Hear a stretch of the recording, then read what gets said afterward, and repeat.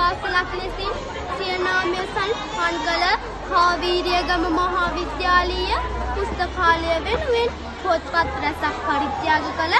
කොළඹ නිව්සියස් විද්‍යාලයේ සේවය කරන ජිනානි ජයසිංහ මෙනවියට ශ්‍රී ජයවර්ධනපුර විශ්වවිද්‍යාලයේ සේවය කරන අසේල නානායක්කාර මහත්මයාටත් කොළඹ රාජකීය විද්‍යාලයේ සේවය කරන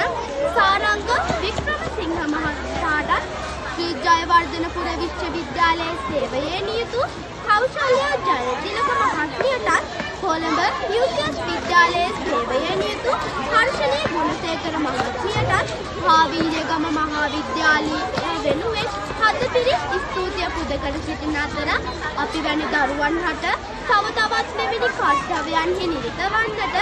හදවතින්ම ප්‍රාර්ථනා කර සිටිනවා.